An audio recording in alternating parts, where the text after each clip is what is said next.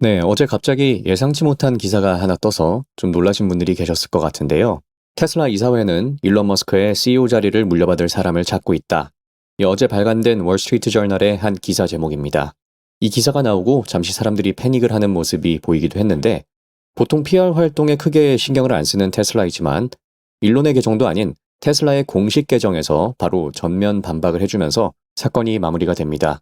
이 테슬라를 팔로우해 오신 분들이라면 아시겠지만 WSJ가 이렇게 한 것은 한두 번이 아니죠. 작년에는 일론 머스크가 불법 마약 파티를 했다는 취지의 보도를 하기도 했습니다. 그럼 월스트리트 저널은 어떤 원한이 있어서 일론 머스크와 테슬라에 대한 악의적인 보도를 하는 걸까요? 그리고 이를 통해 우리가 얻을 수 있는 인사이트는 무엇이 있을까요?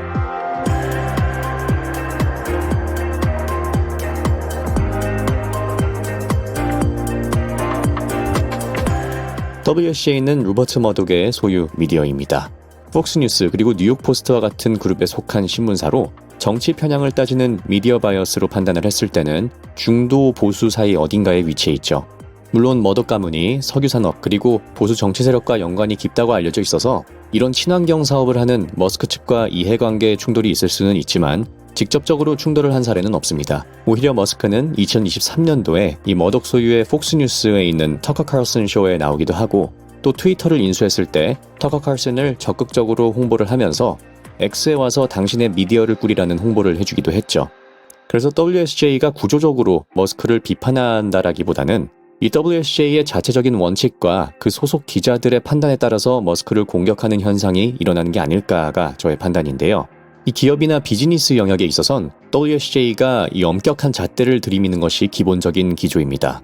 예를 들면 2000년대의 앨런 회계분식 사태나 또 2010년대에 핫했던 테라노스 스캔들을 월스트리트 저널이 집요하게 파내서 폭로를 한 사례가 그런 예시겠죠.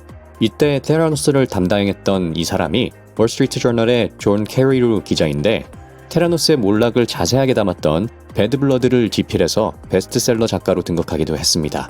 그러니까 전반적으로 애초에 이름도 월스트리트가 들어간 만큼 시장 친화적이어서 보수적인 성격이 있는 동시에 기업인의 도덕성이나 리더십에 문제가 있는 기업이라면 집요하게 물고 늘어지는 성향을 보여준다는 것이죠. 자, 그럼 여러분들이 이런 보도 철학을 가진 월스트리트 저널로부터 뽑힌 소속 기자이고 이 상황에서 일론 머스크라는 인물을 마주하게 된다고 생각을 한번 해보겠습니다. 사실 이보다도 더 완벽한 감시 대상이 있을까요? 제가 아는 바로는 공개적인 자리에서 이 정도까지 솔직하고 독특한 행동을 했던 한 기업의 CEO는 없습니다. 월터 아이작슨의 일론 머스크 바이오그래피에서도 나와 있다시피 심지어 본인도 이런 과거 트윗들에 대해 후회를 한다고 했고 이사회도 과거에 일론이 이런저런 문제를 좀 일으키게 되다 보니까 CEO 자리에서 물러나는 것은 어떻겠냐라고 제안을 했을 정도이죠. WSJ의 기자로선 너무나도 궁금한 대상입니다. 그렇게 시작이 되는 것이죠. 이 월스트리트 저널에선 야심차게 준비를 해서 22년 7월에 구글의 창업자 이 세르게이 브린의 아내와 불륜 관계를 일론 머스크가 가졌다고 보도를 하게 되는데 저도 어디까지나 추측의 영역이지만 월스트리트 저널의 이 기자들은 분명히 신뢰할 만한 소스로부터 제보를 받았을 것이고요. 팩트 체크를 해서 기사를 냈을 겁니다. 아니 자기 이름이 걸리는 월스트리트 저널에 올라가는 기사인데 당연히 최선을 다했겠죠.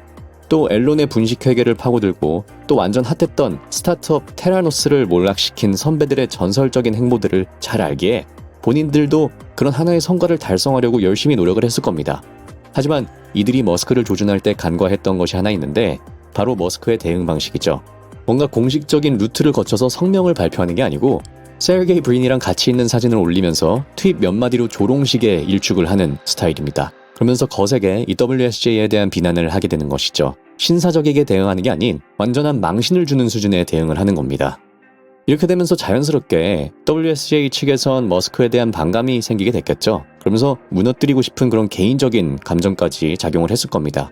그러면서 이제 작년 1월엔 머스크가 창의력과 생산성 향상을 목적으로 하는 이런 약물 복용 파티를 했다고 하면서 임원진들이 심지어 이 머스크의 비위를 맞추기 위해서 반강제적으로 같이 이것에 참여하는 분위기가 형성되었다고 보도를 하기도 하고요.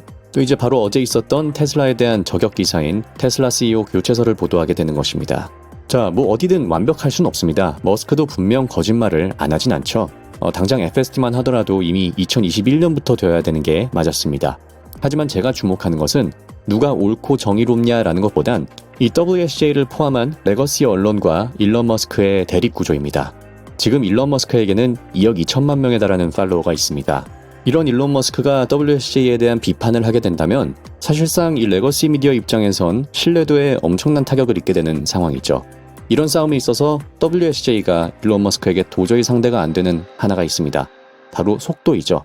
이 일론 머스크와 또 대립 구조를 가지고 있는 로이터를 한번 가져와 보겠습니다. 작년 4월 기사를 한번 되짚어보면 저가형 모델, 이 모델 2가 전면 취소됐다라는 보도를 하게 됐었죠. 자, 팩트는 모델 2가 전면 취소된 게 맞습니다. 해당 기사가 나오고 1년이 지난 지금 우리는 25년 1분기 실적 발표에서 아예 새로운 저가형 모델이 없다라는 것을 확인을 한 상태이죠. 로이터 측의 보도가 진실이었지만 당시 일론은 로이터가 또 거짓말을 한다라면서 트윗을 했습니다. 여기서 중요한 건 일론 머스크의 팔로워 숫자와 그 대응의 속도였던 것이죠. 일론 머스크 측이 훨씬 우세하다는 것을 알 수 있었던 건 당시 일론이 그 트윗을 올렸을 때 로이터의 루머에 의해서 하락하던 테슬라 주가가 다시 엄청나게 회복하면서 상승하는 것을 통해 볼 수 있습니다. 시장은 일론 머스크를 믿었던 것이죠. 자, 이번 월스트리트 CEO 교체설 보도도 마찬가지입니다. 이번엔 테슬라 공식 계정에서 부인을 하죠. 이 트윗에서 주목을 할 것은 WSJ 측의 보도는 완벽한 거짓이고 우리는 이와 관련되어서 WSJ 측과 이미 커뮤니케이션까지 했다라고 한 점입니다. 자, 테슬라가 WSJ와 소통을 했는지 안 했는지는 사실 여부는 아직 모릅니다. 하지만 이 트윗을 보는 사람이라면 WSJ 측이 이렇게 소통까지 받았는데도 불구하고 기사를 낸 엄청 이상한 그런 레거시 미디어 기업인 것이죠. 자, 그럼 이것에 대해서 WSJ 측도 대응을 해야 될 텐데 그러기에는 시간이 너무 오래 걸립니다. WSJ는 기사를 내려면 편집장의 승인을 받아야 될 것이고 법무팀 검토도 받아야 되겠죠. WSJ 같은 이런 레거시 미디어의 신뢰성을 유지하기 위한 필수적인 단계지만 X는 애초에 그렇게 프레임을 시작하지 않았습니다. 그냥 바로바로 포스트를 할 수 있고 이것을 믿을지 말지는 대중이 판단을 하는 것이고요. 또 이게 거짓일 경우에는 커뮤니티 노트를 통해서 사실 여부를 판단을 하는 것이죠. 아예 새로운 시민 저널리즘의 패러다임이 짜지게 된 것입니다. 자, 그럼 이제 이 상황에서 테슬라 투자자가 봐야 되는 것은 이렇게 영향력 있는 레거시 미디어에 효과적으로 대응할 수 있는 차세대 미디어가 일론의 손안에 있고 이로 인해 생길 장기적인 파급 효과는 로보택시의 배포를 포함해서 상당한 파급력이 있을 것이라는 점입니다.